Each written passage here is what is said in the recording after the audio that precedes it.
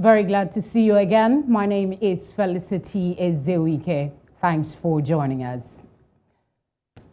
Access to information is increasingly being recognized as a necessary condition for sustainable development and for claiming our human rights. The UN even set aside the 28th of September every year as International Day for Universal Access to Information. Ahead of that date, we will be doing a series to access information and good governance. How far have rights to information progressed in Africa? How accessible really is information to Africans? And how does ensuring accessibility impact good governance? On today's program, our focus will be on South Africa. Now, the government communication and information system on its website states, and I quote, "All citizens of South Africa have a right to access information which affects their lives. They have a right to know how government functions and how decisions taken by them may affect their lives. This transparent flow of information between government and its citizens is necessary for democracy." End of quote. Today, we will be reviewing the level of compliance with this right to know and all that it entails with the Executive for Education and Communication at the Information Regulator, Mr. Mukelani Dimba. He is a policy specialist with a focus on transparency and anti-corruption and has technical expertise in the areas of information rights law, transparency and accountability. Mukelani has worked as part of teams coordinating the development of global and regional standards on information rights issues, such as the African Union's Model Law on Access to Information. He was previously the chairperson of the African Freedom of Information Center, among other roles. Many thanks for being with us today. Absolute pleasure, Felicity. Thank you for having me. All right. What instrument of law in South Africa speaks to the right to know? That's a very great place to start because the access to information framework in South Africa is based on a constitutional provision. We have Section 32 of our Constitution that grants everyone, I must repeat, everyone, not citizens, but everyone who is in South Africa, have a right of access to information held by the state. And also, they have a right of access to information held by any other person insofar as they need that information to protect or exercise other rights. So that is the anchoring for the access to information regime in South Africa. We've come a very long way to get to a point where we actually have this value, this principle of openness and transparency enshrined in our constitution.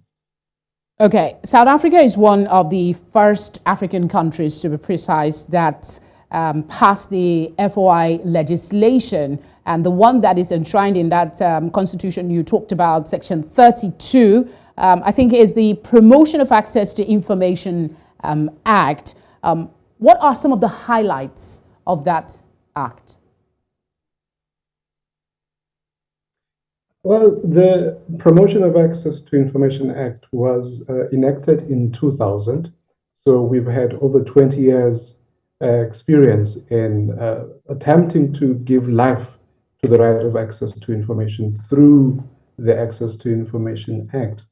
The intriguing thing about the Promotion of Access to Information Act, we call it PAIA for short, PAIA as an abbreviation. Intriguing thing about it is that it was, if not the first, or certainly one of the first laws, FOI laws in the world, that extended its application to information held by the private sector. So if you look globally, you study access to information laws, or freedom of information laws as they are called, quite generally they apply to information held by public institutions, information held by our governments. But the South African law extended the possibility of accessing information to the private sector as well, largely because we were looking at access to information as a tool for accountability. And so if we're going to be using access to information to promote accountability, it's not just the state that needs to be accountable, but also the private sector owes a certain duty of accountability to the public. That's one of the, you actually took the question right out of my mouth, because most legislation focus on the public, but your own legislation in South Africa takes the aspect of the private sector. Could you tell us why this is so unique and maybe should be considered as an option for other countries that are not using it? Well, I need to go way back to our apartheid past as South Africa before 1994, where society was characterized by massive, egregious human rights abuses, corruption, wastefulness, inefficiency, both in the private and the public sector. So when the new dispensation was being knocked together in the early 90s, there was this recognition that when we are looking at transforming our society from a closed, secretive society to an open and accountable democracy, we need to look at all pockets of power where they are.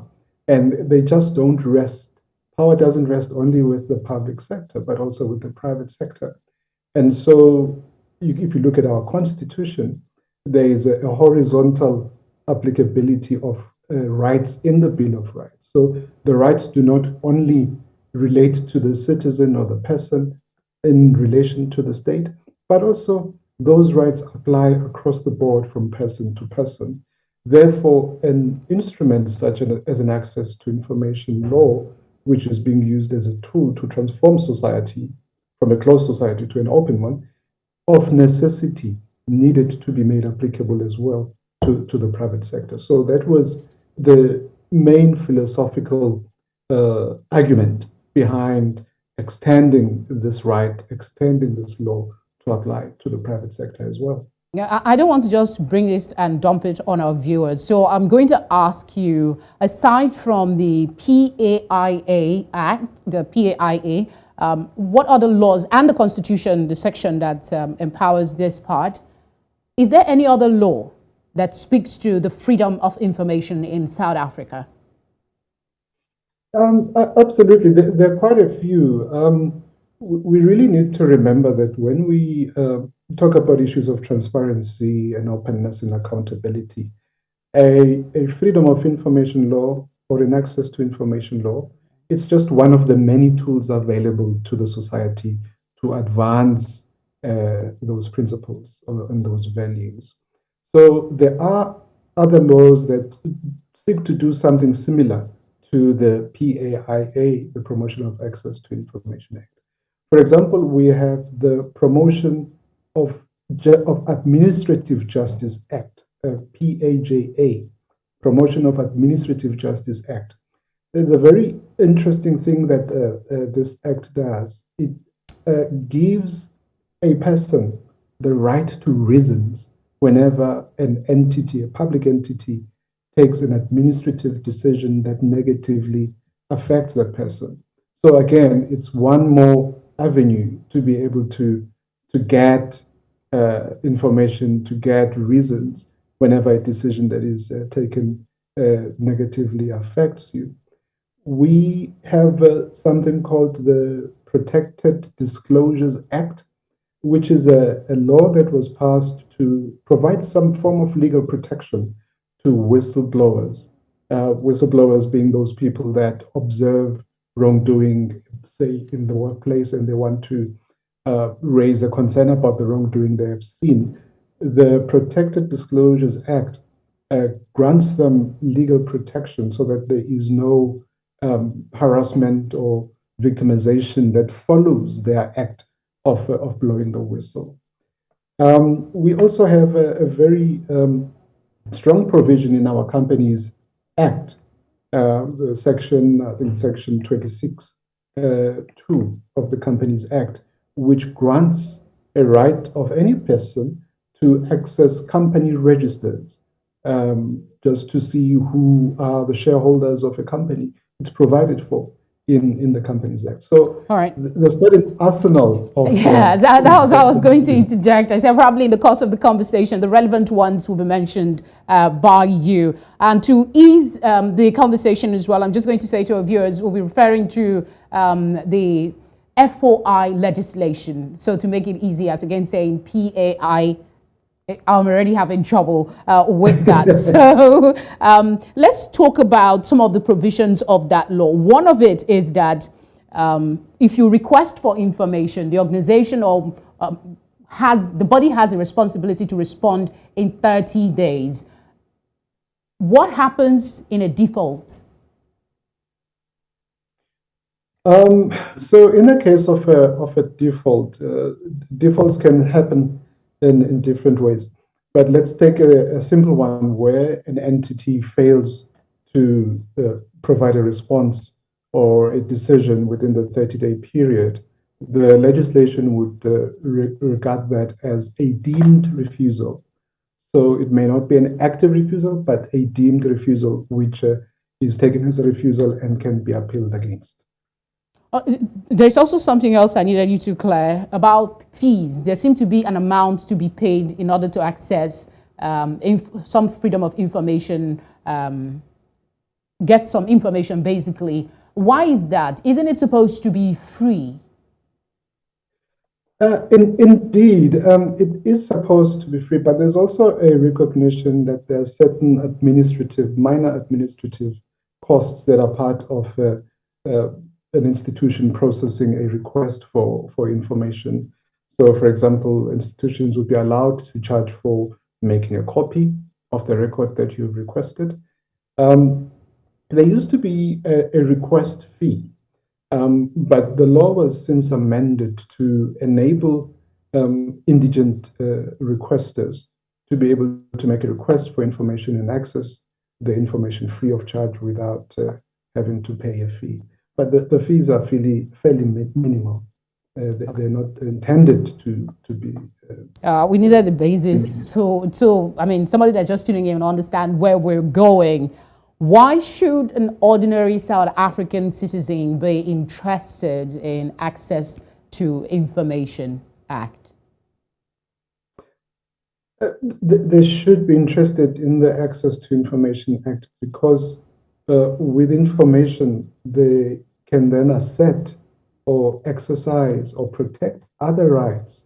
That is the value of access to information, because with information, you can then take action to protect other rights and other interests. Because let's say, for example, if you do not know what public services you're entitled to, you may not be able to demand those services because you simply don't know. So it is really part and parcel of efficient and honest service delivery.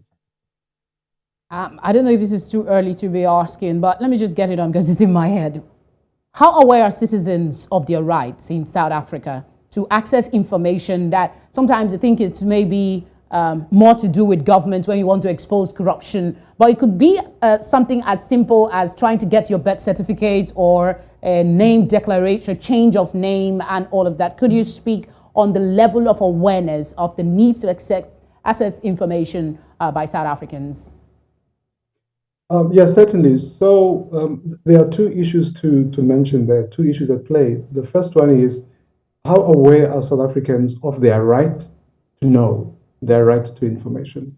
We did a survey that found that about 60% of the sampled population were aware that they have a right to know or the right to information.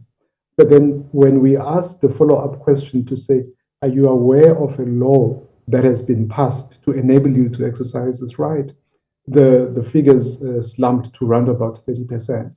So there is that gap, there's that dissonance in the sense that people know they have a right to know, a right to information, but not as much people know that there is a tool that they can use to access that right. Okay, it looks like South Africa does put in the work with FOI. They have various legislation, but there's not so much awareness. When we come back from this break, we'll be asking, whose responsibility is it to educate and enforce, and how is it or should it be impacting on governance? That's the long-term goal of this conversation. Please stay with us.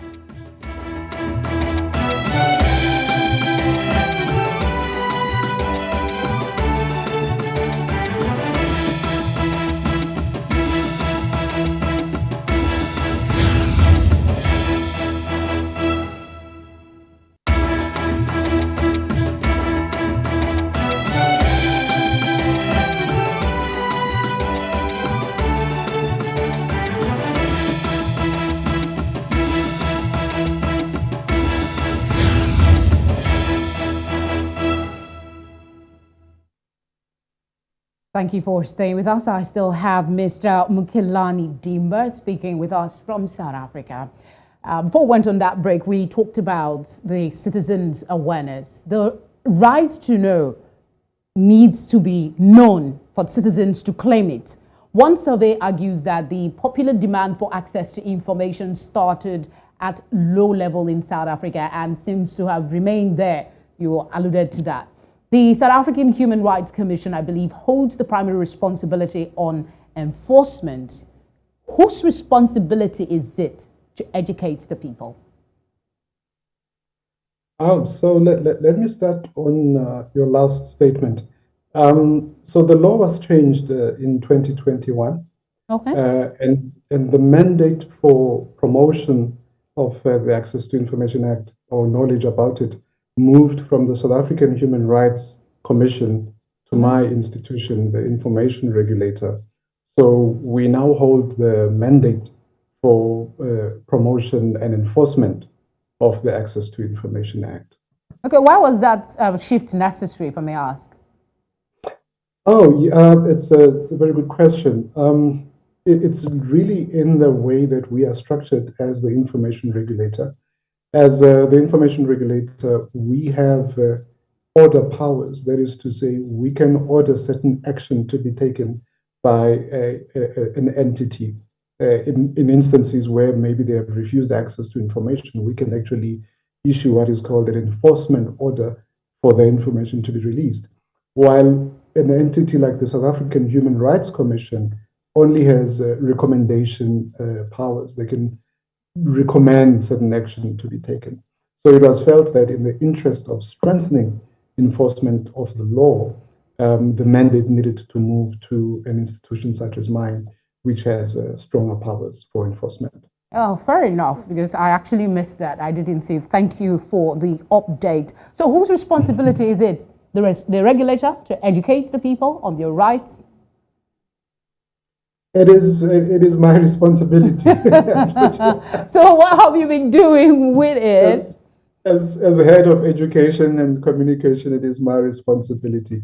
But to be quite direct, the legislation that gives us our mandate and powers has a specific section, Section 40, that requires of us to deliver educational programs throughout the country, particularly with a strong bias to those disadvantaged communities.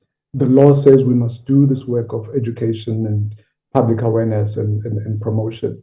But obviously, it's not something that we can do on our own. It requires partnership with other structures and institutions such as us, but also with civil society organizations. So I would say it is everybody's responsibility to ensure that there is a promotion and awareness about this important piece of law.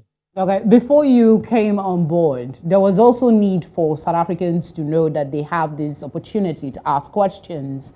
Would you say the level of awareness is there, or the fact that they might not know how to go about getting the information that they require, which is a priority?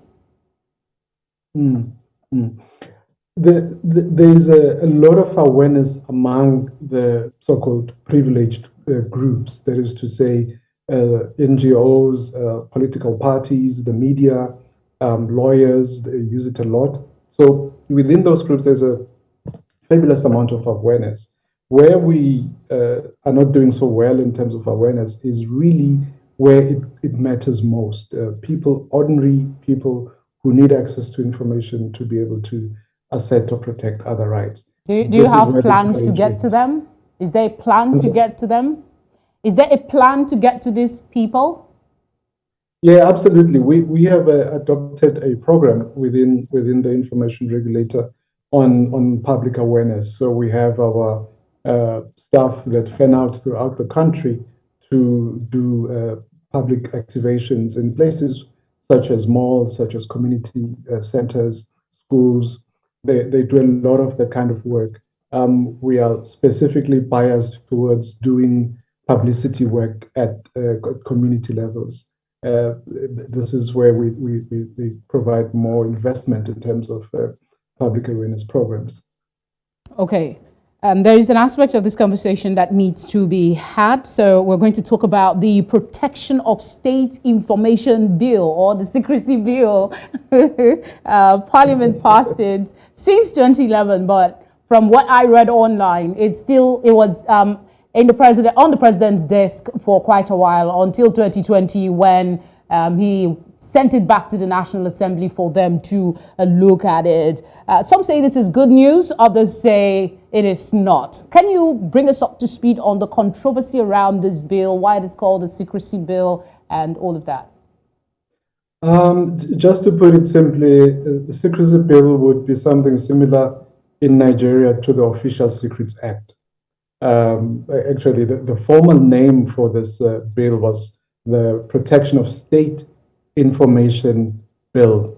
Now, it wasn't new. There is in law something called the Protection of Information Act of 1984, which basically means it's an apartheid era legislation. It's still in our books in the democratic dispensation. So what government at the time was trying to do was to update that apartheid era law and bring it within the constitutional framework that we have right now. And so there was an amendment that was proposed, and it created all the controversy that you are referring to. Essentially, the criticism was that it didn't still align well with the constitutional framework. It's called secrecy for a reason. Okay, let me not push you on that, but let's look for the limitations. One of the issues there is the liberty for the government to refuse to give access to information using the national security limitation. So how can there's an argument that there is a need to demystify what is national security, because governments over time that have been in power tend to use this as an excuse not to give information, divulge information that the people might want to have. So could you speak to us on what is national security, and should there be a definition to guide the laws and allow people to continue to have access to required information? That is exactly the point which created all the difficulties with the Protection of State Information Bill, the understanding of national security. It's very easy to use national security and state security interchangeably. And it was quite clear that in the Protection of State Information Bill, reference was really being made to state security of the government of the day. And that is what South Africans largely rejected. The other issue with the Protection of State Information Bill is that really it was superfluous, in a sense that if you have a Promotion of Access to Information Act with all the exemptions built into that legislation, you are still able to defend or protect whatever state secrets that need to be kept, but you're doing it within an instrument that is constitutionally sound. The Protection of State Information Bill was not constitutionally sound and was introducing conditions for refusing access to information that were not in alignment with the grounds for refusal in the Promotion of Access to Information Act. That was the nub of the issue. Okay, so let's move away from what is the law now, what should be the law, what would be your years of experience, your learning? Can we define what national security is so that these debates around whether people can have access to certain information will be limited? It's a very difficult concept to define. That's why I would rather draw from the provisions of the Access to Information Act and the provisions of the African model law on access to information, where the issue of national security is crafted within very clearly defined conditions, such as the issues such as the military, the capacity of the military, issues such as preserving international relations, issues such as environmental safety and integrity. That's part of national security. So the better laws throughout the world and some of the model laws, they unpack national security in that sense. The fact that information relates to the army doesn't make it something that is of national security sensitivity. But when we start talking about the arms that the army holds, the amounts of ammunition they have, then you can start saying, hey, maybe this might compromise national security if we disclose it. But it can't be used in a blanket general way to say we're defending national security. You have to be able to show what harm is likely to occur as a result of that information being disclosed. Okay, I guess I'll just jump to how we can strike a balance. You've alluded that there is need for that. How can strike a balance between the national security and freedom, access to information for people? We have a very good document that I was privileged to be part of drafting called the Tshwane Principles on National Security and Access to Information. Experts right across the world came together in Pretoria, in Tshwane, South Africa, to articulate the principles on how you strike that balance between national security and access to information. And the main thing to say here, as I said, you need to be able to address issues of harm. You need to be able to show that should that particular type of information be disclosed, there's a significant chance of harm being suffered by the country, by the public, or by economic interests of a country. So you cannot strike that balance without looking at the issue of harm. It's called the harm test. You need to apply the harm test to say, what is likely to happen should you release this information? And then you take it from there. That's how you carry out the process of trying to strike a balance. If you're not able to demonstrate the harm that will be caused by information being released, then you cannot deny access to that information as requested. Fair enough. We are right on time, but it's time to take a very quick break. And when we come back, I'll be asking Mukelani how access to information is enhancing good governance in South Africa, as well as any untapped potential there may be. We'll be right back.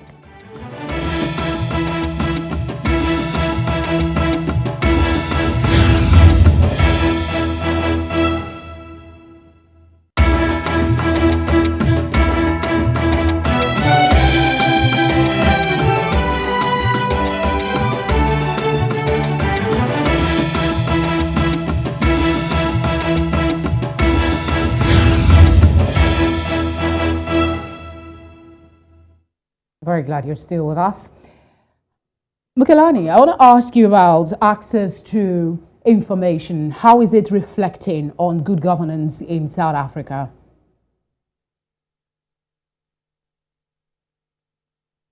Access to information really should be part and parcel of good governance, particularly in the context of a developing country.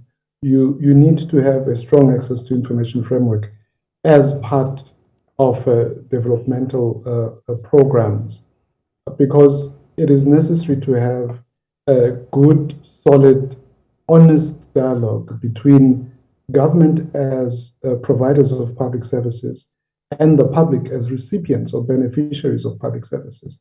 And access to information is that critical link between those two structures. So it is certainly part and parcel of governance, part and parcel of developmental program. Are there instances that you've seen that these laws, these freedom of information laws that you have, has indeed impacted on governance?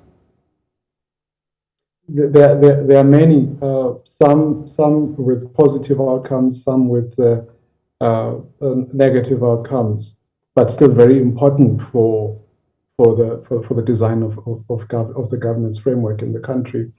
I want to touch again on this example that I used of access to information as an enabler of service delivery.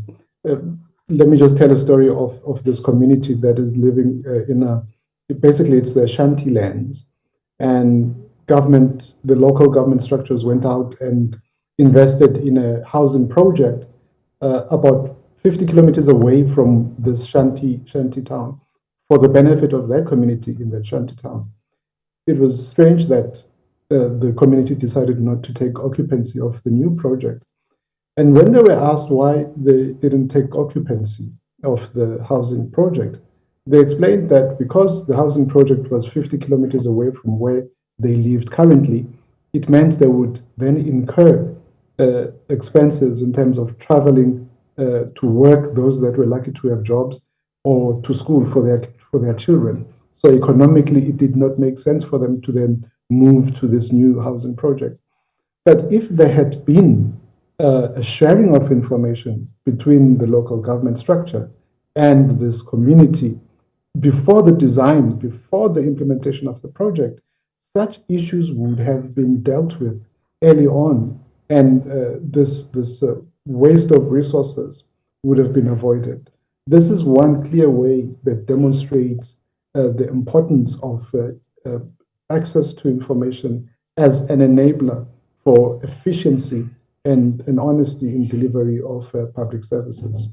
You did harp on the importance of getting knowledge of access to information to the people at the grassroots at the onset of this conversation. And you have been in the information access field for quite a long time. If I were to ask you, is South Africa on the right path when it comes to access to information? What would be your response? I would say we are on the right path, but it's not a linear journey. There will be setbacks from time to time, as we discussed earlier with the Protection of State Information Bill, which really nearly collapsed the access to information framework in South Africa. So there are some, you make progress and you take some steps back. The fact that we have the information regulator as a statutory body that is responsible for enforcement of the access to information law with the strong powers that it has, it just shows the high points that you can get sometimes. 10 years ago, we were fighting the secrecy bill. 10 years later, we have an information regulator enforcing the Access to Information Act. So I think we're on the right path, but there will be some inclines, there will be some declines in the process. The instance you gave just before I asked this last question was the effect of a lack of information. There was a lack of communication because the people didn't know how to go about it. So what I'm going to ask you now, I think I've asked this in a different way, but I didn't get the response that I was looking for. So I'm going to repeat it again. Could you give us an instance, this time, of the use of freedom of information laws by citizens of South Africa that has been celebrated? Because if you hear the good news coming from people being able to access information, it will encourage others who might be skeptical about how they can get there to take on the challenge. So are there instances that was celebrated in South Africa? There are many instances. Can you just give us one or two? that one can mention. Again, I want to touch on the issue of access to public services. Again, I want to touch on the issue of access to housing. We have two examples. I'll just talk about the issue of water. There was a village in KwaZulu-Natal that absolutely did not have access to water from their local municipalities, and try as they couldn't get any assistance for years and years and years until they had the idea of actually using the Access to Information Act to access the municipality's planning documents. Basically, they wanted to see how much was the municipality investing in the delivery of water and what were the reasons for them in their particular village not accessing the service that everybody else was accessing. The mere act of asking, what are we entitled to, has an effect of changing attitudes within the government department. And this was true in this particular case. What was surprising is that this municipality had very good plans in place, but never bothered to discuss this place these plans with the community. But now that the community had access to this information, they were able to then follow up quite closely on the process of delivery of this essential service. While they were, as a municipality, while they were busy laying the infrastructure for delivery of water to this particular service, they started sending water tankers on a daily basis to this village to ensure that people have access to water. So it's things like those that show the mere act of asking for information can actually change things for better, especially those that are mostly in need. Is it possible to incorporate the access to information in the school curriculum, maybe at an early stage or at the university level, so that as young people are coming out of the universities or secondary schools, they are aware that they can ask government questions? Because if you don't know, you won't ask. It is very critical. Schools really need to make not just the right of access to information, but the entire rubric of constitutionalism part of the school curriculum, so that when young people grow up, they grow up and they go into a society where asking information is a norm. We come from cultural backgrounds where people in higher authorities are regarded as beyond reach to ordinary people, and therefore you're not expected to ask. But if we grow the culture right from childhood stages and give people the confidence to ask when they want to know, to ask for information, I think that will create for citizens with a better sense of agency than the older generation. So I really encourage that young people be exposed to these issues of transparency, accountability. Will your unit do anything to further this conversation with the Ministry of Education, for instance? We are working with universities in South Africa to encourage them to build into the curriculum at first year levels through all the faculties a course that touches on issues of access to information. We are encouraging at master's levels that students take on the issue of the right to information as a topic in their dissertation. I've just returned from the university, one of the big ones in South Africa, where I was with a group of master's students talking them through the various issues with regards to the right to information. So we are active on that level as well. Okay, there seems to be robust law in South Africa, but I'm still going to ask, for someone who has been working with the government across board on freedom of information, is there something you think South Africa might consider addressing to further its record and access to information? I think the main one has been to move the mandate to the information regulator. For a long, long time in our country, we had to rely on the courts if we were disappointed with a decision of a public institution or a private institution regarding a request. And a lot of people don't have access to resources. So the law was changed to create the information regulator as an adjudicatory authority on access to information issues. A number of African countries still have the same model that we had, which says you must go to court. And I can attest to the fact that it really changes the dynamics to have a structure such as an information commission or an information regulator being a center where you can go and seek redress. So I think we've done the one major thing that had to be done. We have done it. So the next step will be to create public awareness as we discussed earlier. Mr. Mukelani Dimba, thank you very much for speaking with us and expanding our knowledge on access to information in South Africa.